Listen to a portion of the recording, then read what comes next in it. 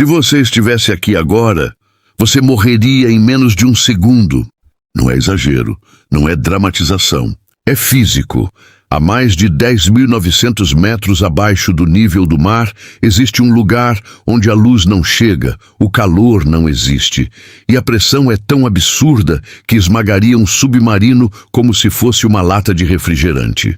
Esse lugar é o ponto mais profundo do planeta Terra.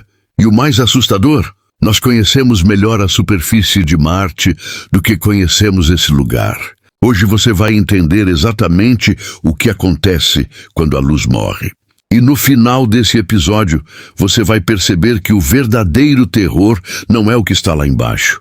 É o fato de que nós quase não sabemos nada sobre isso. Mas antes de descer, eu preciso que você entenda uma coisa. A Fossa das Marianas não é apenas um buraco no oceano. Ela é o limite físico do nosso mundo. Ela é o fundo do planeta. Ela é o ponto onde a Terra parece dizer, daqui para baixo você não pertence. E agora imagina isso, você está em um barco. O céu está claro, o mar parece normal. Nada denuncia o que existe abaixo. Mas sob você, a quase 11 quilômetros de profundidade, existe um abismo maior do que o Monte Everest é alto. Para você ter noção, se jogássemos o Everest inteiro dentro da Fossa das Marianas, ainda sobrariam mais de 2 quilômetros de água acima do topo da montanha. Pensa nisso. A montanha mais alta do mundo, sumindo completamente e ainda ficando submersa. E mesmo assim, isso é só o começo. Porque a profundidade não é a parte mais absurda. A parte mais absurda é o que acontece com a física lá embaixo. A cada 10 metros que você desce no oceano, a pressão aumenta. Agora, multiplica isso por quase 11 mil metros. Lá no fundo do chamado Challenger Deep, o ponto mais profundo já medido, a pressão chega a mais de 1000 vezes a pressão atmosférica da superfície. 1000 vezes. Isso significa que cada centímetro do seu corpo estaria sendo pressionado com o equivalente a dezenas de aviões empilhados em cima de você. Não tem sobrevivência, não tem adaptação, não tem segunda chance. A luz do sol desaparece completamente antes mesmo de chegar a 1000 metros. Mas o fundo da fossa está 10 vezes mais fundo do que isso. É escuridão total, não é pouca luz. Não é penumbra, é ausência absoluta de qualquer fóton vindo do sol. É um lugar onde o conceito de dia e noite simplesmente não existe. E agora eu vou te contar algo que muda tudo. Mesmo sendo o lugar mais inóspito da Terra, nós já descemos lá. Pouquíssimas vezes, com pouquíssimas pessoas. E todas essas descidas foram consideradas quase suicidas. Mas antes de falar sobre quem teve coragem de encarar isso, você precisa entender como esse lugar foi descoberto. Porque ninguém planejava encontrar o ponto mais profundo do planeta. Foi um acidente, um eco, um som que demorou mais do que deveria para voltar.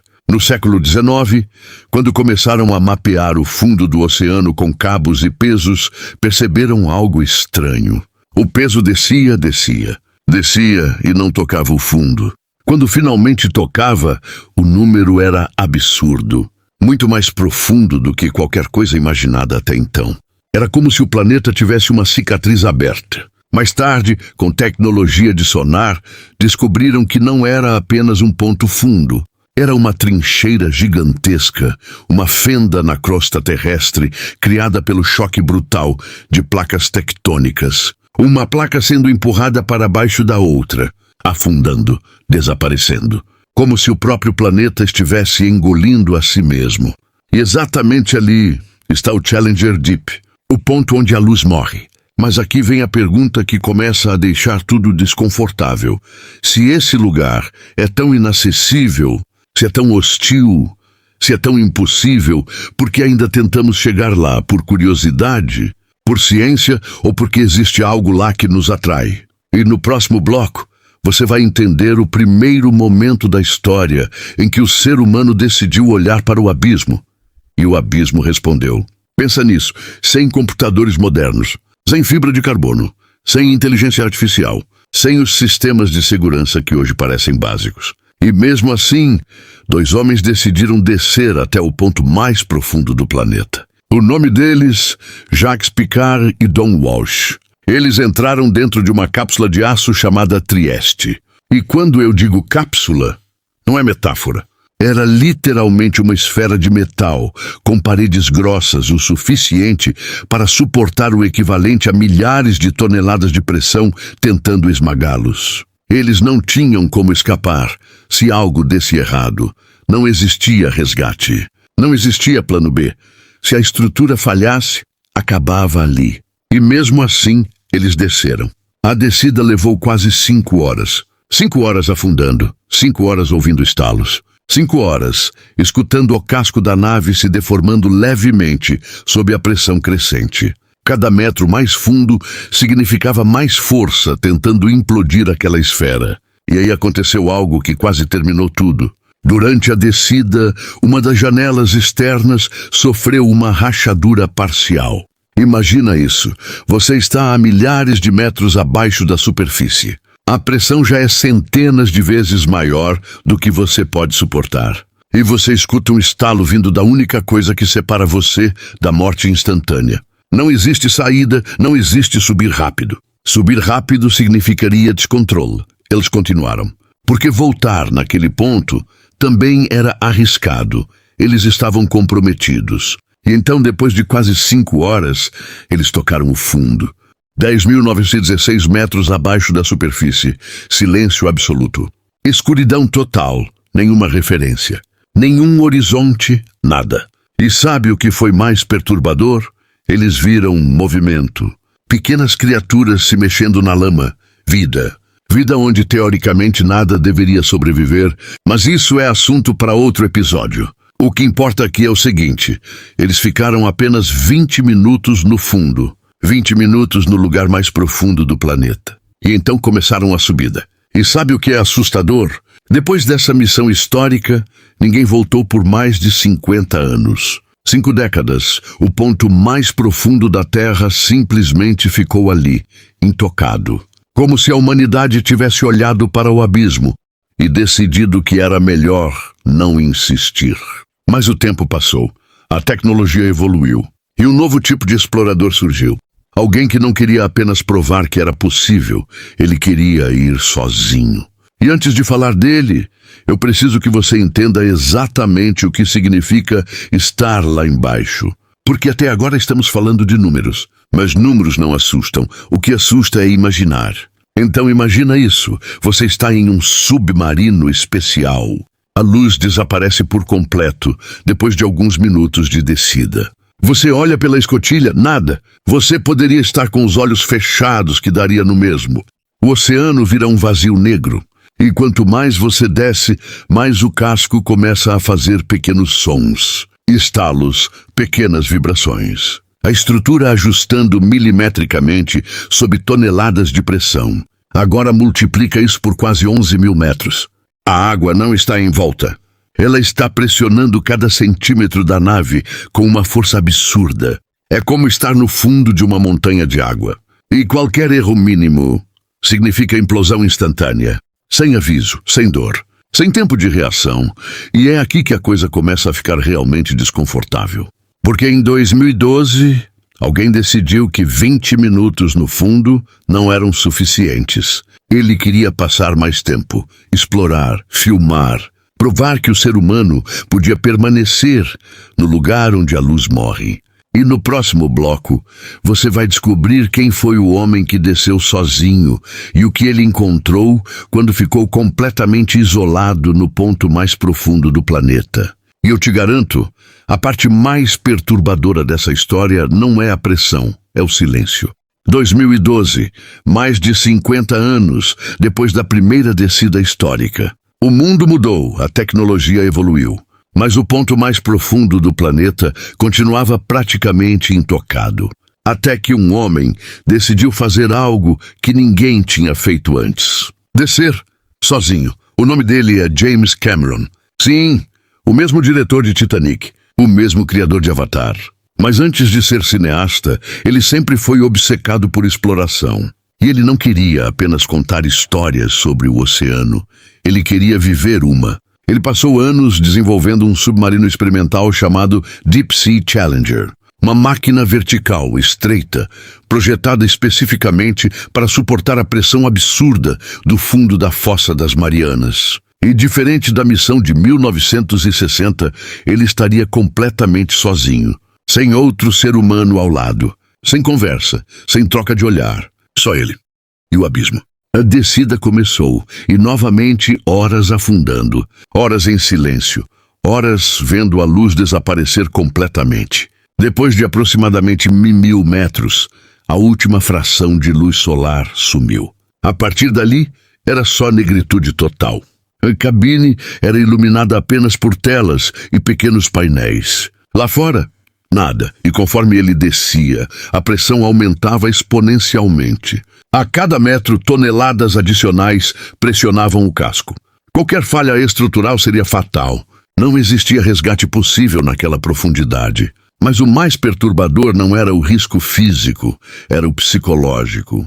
Porque existe algo que o cérebro humano não lida bem. Ausência total de referência. Sem horizonte, sem som externo. Sem luz, sem noção de espaço. É como estar flutuando no vazio do espaço, só que cercado por uma força que pode te esmagar. Quando ele finalmente tocou o fundo do Challenger Deep, algo inesperado aconteceu. A paisagem não era dramática. Não havia montanhas gigantes. Não havia criaturas monstruosas nadando ao redor.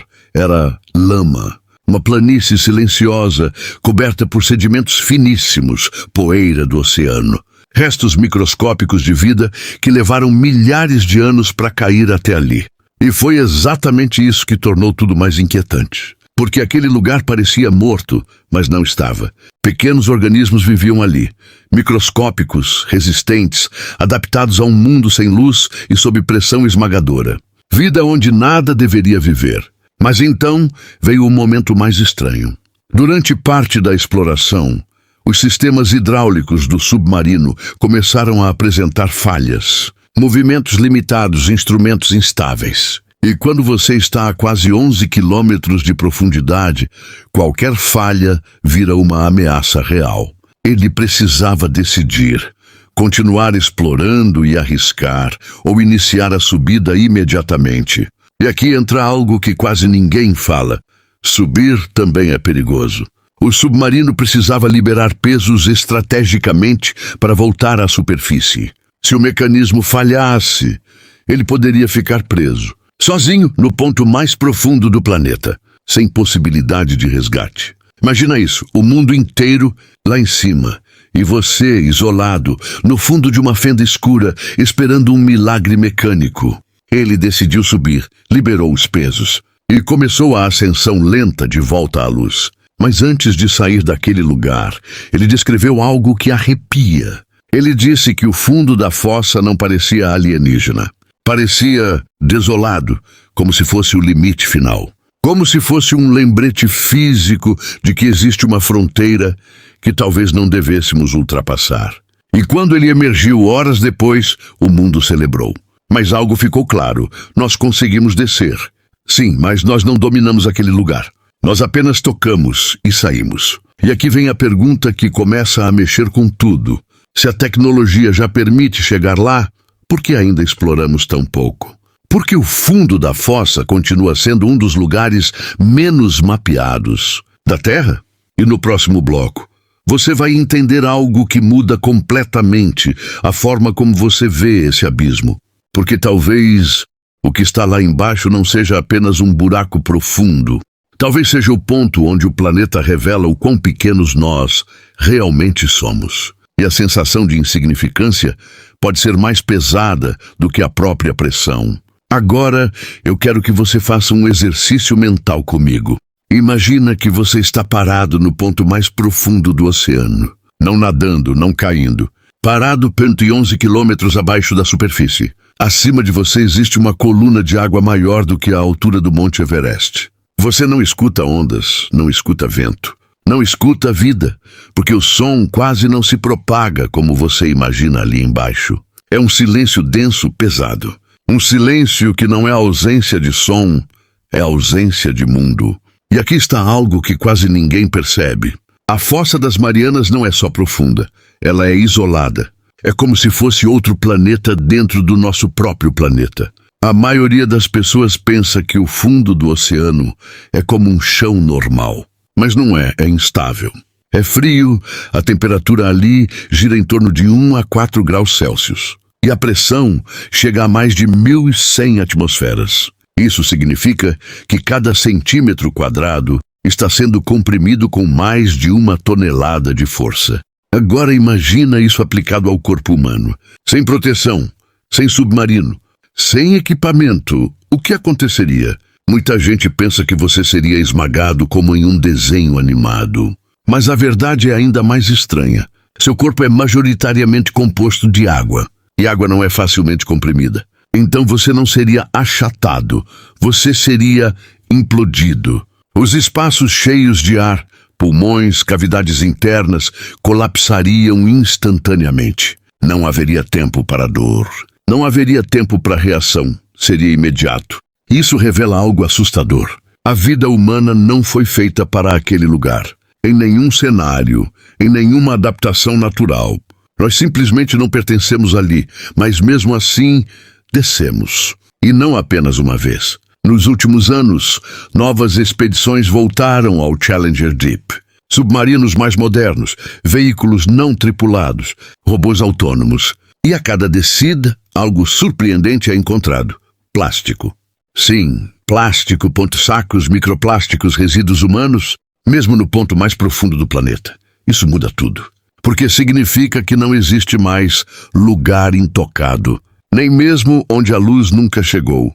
O abismo mais profundo da Terra já carrega marcas humanas. E isso levanta uma pergunta desconfortável.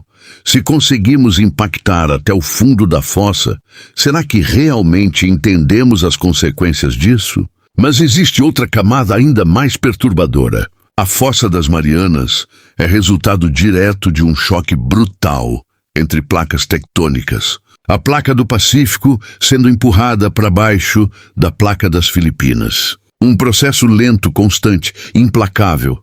O fundo da fossa está literalmente sendo reciclado para dentro do manto terrestre. É como se o planeta tivesse um mecanismo de autodestruição silencioso acontecendo ali. Isso significa que o lugar mais profundo da Terra também é um dos mais instáveis. Não no sentido de terremotos constantes, mas no sentido geológico. É uma zona de subducção ativa, um ponto de tensão acumulada. E aqui entra algo que quase ninguém comenta. Se houver uma grande liberação de energia ali, as consequências podem atravessar oceanos. Mas o que torna tudo ainda mais intrigante é o seguinte: mesmo com toda essa hostilidade, existe vida adaptada. Criaturas microscópicas que suportam pressão absurda. Organismos que usam reações químicas em vez de luz solar para sobreviver. E isso nos leva a uma possibilidade quase absurda. Se a vida consegue existir ali, talvez a vida possa existir em lugares que antes considerávamos impossíveis, como luas congeladas, como oceanos subterrâneos em outros planetas. O fundo da fossa pode ser a chave para entender vida fora da Terra. Percebe o tamanho disso? O lugar onde a luz morre pode ser o lugar onde aprendemos como a vida começa.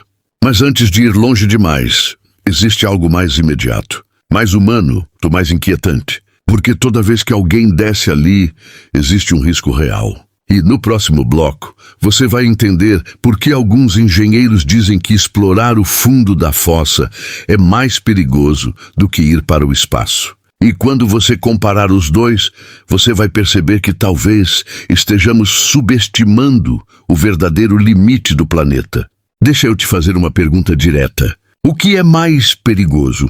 Ir para o espaço ou descer até o ponto mais profundo do oceano? A maioria das pessoas responde espaço, sem pensar. Mas engenheiros que já trabalharam nos dois projetos dizem algo que arrepia. O fundo da fossa pode ser ainda mais implacável. No espaço, o problema é a ausência de pressão. No fundo da fossa, o problema é o excesso absoluto dela.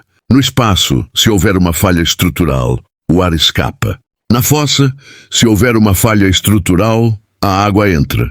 E entra com uma força tão brutal que a implosão acontece em milissegundos. Não há incêndio, não há explosão cinematográfica.